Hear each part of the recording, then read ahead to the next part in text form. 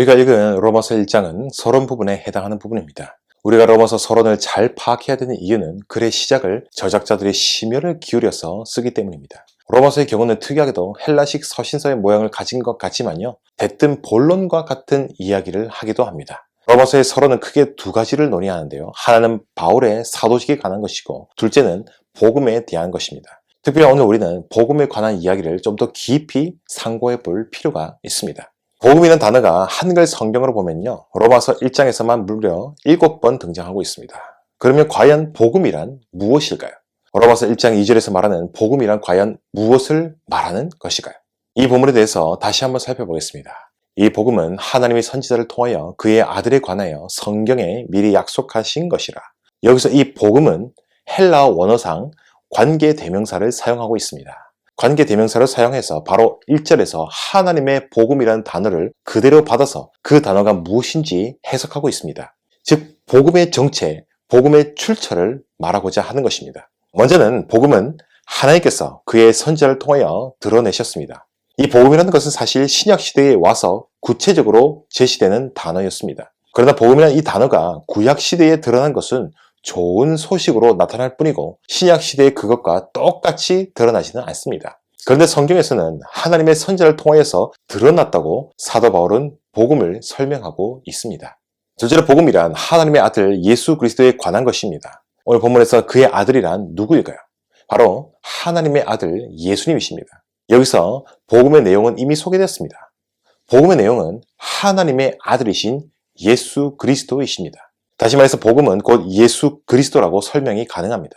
복음의 내용이자 핵심되는 내용은 그의 아들 예수 그리스도이십니다. 복음은 예수님을 가리키는 것이므로 우리가 복음을 전할 제목은 오직 하나님의 아들 예수님이라는 사실을 꼭 기억하시기 바랍니다.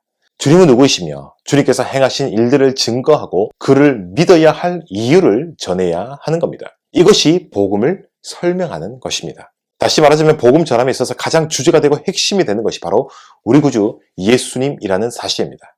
복음 증거에서 예수님을 뺀다면요, 그것은 복음이 아닙니다.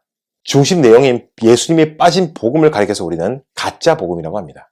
오늘 한국 교회에서 판을 치고 있는 괴물과 같은 것이 있습니다. 바로 가짜 복음입니다. 이것은 기복신앙, 무속적인 신앙, 번영신앙 같은 것으로 들어와 있습니다. 여러분, 우리는 누구나 복받고 잘되고 싶어 합니다. 그러나 세상 사람들이 말하는 복과 예수님을 구주로 믿는 그분을 상전으로 모시는 신자들이 말하고 이해하는 복은 달라야 하지 않겠습니까? 불행하게도 신자가 세상 논리에서 말하고 추구하고 있는 복을 따라가고 그렇게 외치는 것을 좋아합니다. 복 받기 위해서 신앙생활하고 복 받기 위해서 헌금 생활하고 예배하고 기도하고, 그리고 만일 하나님께서 복을 안 주신다면 안 되는 것처럼 말하고 주장하는데 도대체 그 복이 무엇입니까? 잘 먹고 잘 사는 웰빙? 돈 잘 버는 것? 자식 농사 잘하는 것? 직장일, 사업 등이 잘 되고 번창하는 것입니까? 이 땅에서 잘 먹고 잘 살기 위해서 우리가 선택받은 줄 아십니까? 그것은 오해며 큰 착각입니다. 우리를 부르신 목적은 이런 데 있는 것이 아닙니다. 우리를 성도로 부르신 이유는 거룩입니다. 거룩하게 하시려고 우리를 부르셨고, 그로 말미암아 하나님의 영광이 드러나고 믿지 않는 자들로 하여금 우리의 착한 행실을 보고 살아계신 하나님께 영광 돌리게 해야 합니다. 오늘 한국교회를 말아먹은 것은 썩어 문드러질 번영신학 때문입니다. 토속신앙에서 잘되게 해달라고 귀신에게 기도하는 데서 귀신의 자리에서 하나님의 이름만 갖다 붙인 것에 불과할 뿐, 성경에서 지지하는 신자의 모습은 이러한 모습이 아닙니다. 데살로니가전서 4장 3절 말씀해 보십시오. 하나님의 뜻은 이것이니 너희의 거룩함이라 라고 말씀하고 있습니다. 우리가 평생 붙들고 전해야 될 복음은 썩어 빠진 가짜 복음이 아니라 우리의 주님 되시는 예수님만을 순수하게 전하는 순전한 복음, 원색적인 복음이 되어야 할 줄로 믿습니다. 마지막으로 복음은 하나님께서 성경에 미리 약속하신 것입니다. 여기서 성경에라고 하는 것은 바울이 이해한 유대인 구약 성경을 말하는 것입니다. 또한 미리 약속하신 것이라고 하는데 이것은 본뜻은 먼저 발표하다, 먼저 약속하다라는 뜻입니다. 여기서 헬라어 문법적으로 중간태 동사를 사용하는데 헬라어 중간태 동사는 동사의 동작보다는 동작 행위의 주체에 강조점을 두고 있습니다. 바로 하나님 자신이, 바로 하나님께서 성경에 미리 약속하신 아들이신 예수님을 약속한 것이 바로 복음이라는 겁니다. 그런데 놀라운 것이 무엇일까요? 바로 이 복음이 구약 성경에 미리 말하여지고 약속되어졌다는 사실입니다. 성경에 기록이 되어 있고 하나님께서 그의 선지자를 통하여서 드러내셨으며 미리 약속하신 것입니다. 무엇을요? 그분의 아들에 관하세요. 여기서 모든 성경의 귀결점을 예수님께 맞춰야 될 이유를 찾을 수가 있습니다. 이미 예수님께서는요, 성경이 바로 자신에 관하여 말하고 있음을 밝히신 바가 있습니다. 너희가 성경에서 영생을 얻는 줄 생각하고 성경을 연구하거니와 이 성경이 곧 내게 대하여 증언하는 것이니라. 복음은 신약 성경에서 밝히 드러내듯이요, 똑같지는 않더라도 또는 직접적이지 않더라도 그림자, 예표 형식으로 이미 구약 성경에서 누차 드러내셨습니다. 이것을 우리는 구원 계시의 점진적 발전이라고 합니다. 이미 복음은 창세기 3장에서 최초의 범죄 직후에 나타나기 시작했습니다. 하나님께서는 뱀의 말을 듣고 범죄한 인류에게 심판을 선언하시면서도 동시에 구원의 모습을 보이셨습니다. 그것은 가죽옷을 지어 입히신 것입니다. 여러분, 가죽옷이란요, 인간이 죄를 지은 직후에 발견한 자신의 수치스러운 모습을 무화과 나뭇잎으로 엮어 치마를 만든 것과 대조가 되고 있습니다. 인간들이 만든 나뭇잎은 잠깐 수치스러운 모습을 가려줄 수는 있으나 한시적이고 한계가 많은 엉성한 조치였습니다. 금세 말라 뒤틀려 자신의 모습이 드러나게 될 것입니다. 하지만 하나님께서는 거의 영구적인 가죽옷을 친히 지어 입히심으로 향후의 인간의 죄를 영구적으로 덮어주시고 가려주실 구원의 완성을 미리 예고하셨습니다.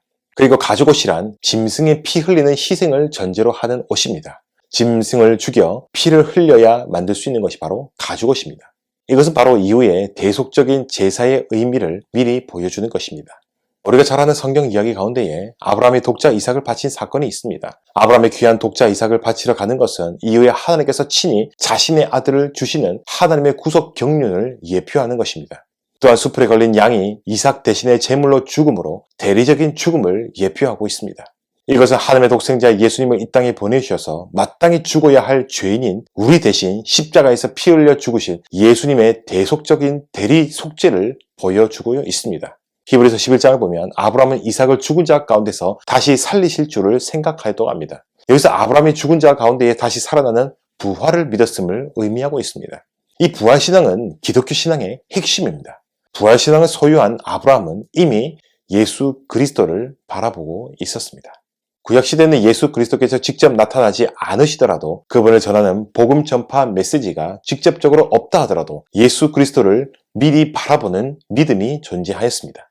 다시 말해서 예수 그리스도에 대한 믿음으로 구약 백성들도 구원받았습니다. 그래서 구약시대에는 오실 메시아를 믿음으로 구원받고 신약시대에는 오신 메시아를 믿음으로 구원받는 것입니다. 하나님의 복음 전파가 구약에는 직접 드러나지 않다 하더라도 구약 성경을 전체적으로 보면 미리 약속된 것이 바로 복음입니다. 바로 하나님께서 이 모든 것들을 계획하시고 이행하셨고 예수님을 통하여서 모든 것을 완성하셨습니다. 우리 하나님은 신실하시고 성실하신 분이십니다. 우리의 구원과 복음은 어느 날 갑자기 생긴 것이 아니라 꾸준히 발전되고 진행되어 온 것입니다. 오늘 말씀을 통하여서 우리는 구속 역사 가운데에 신실하고 성실하신 하나님께서 꾸준히 일하셨음을 알 수 있습니다. 그러므로 우리는 하나님께 우리의 모든 것을 맡겨야 됩니다. 또한 복음은 어느 날 갑자기 생겨나거나 누군가가 급히 만들어낸 새로운 기독교 사상이나 철학이 아닙니다. 성경에 미리 약속되어지고 예표되어졌던 것입니다. 그리고 그 복음 배후에는 구속사를 진행하신 하나님께서 계십니다. 여기서 우리는 복음의 아름다움과 영광을 보게 됩니다. 복음은 분명한 역사성을 가지고 있고 이것이 선지자들과 사도들을 통해서 교회에 전수되었습니다. 우리 모든 교회는 선지자들과 사도들의 터전 위에 복음으로 굳게 서 있는 것입니다. 그러므로 우리 모든 교회가 결코 복음을 포기할 수가 없습니다. 복음을 제쳐두고 다른 일에 집중할 수가 없습니다. 교회는 순수한 복음을 추구하고 묵상하고 연구하는 일에 소홀할 수가 없습니다. 그만큼 복음은 위대하고 소중하며 영광스러운 것이기 때문입니다. 그리고 그것이야말로 교회가 가지고 있는 정체성이자 교회가 세상에 비해서 가진 부요함입니다. 사랑하는 여러분, 복음을 사랑하시고 복음을 묵상하시고 복음 가운데에 젖어서 다시금 복음 앞으로 나아오시기를 바랍니다. 복음으로 무장하여 복음으로 세상을 승리하고 자신과 세상을 변화시킬 수 있는 순수한 교회의 모습으로 나아가는 우리 모든 교회가 될 수 있기를 간절히 소망드립니다. 감사합니다.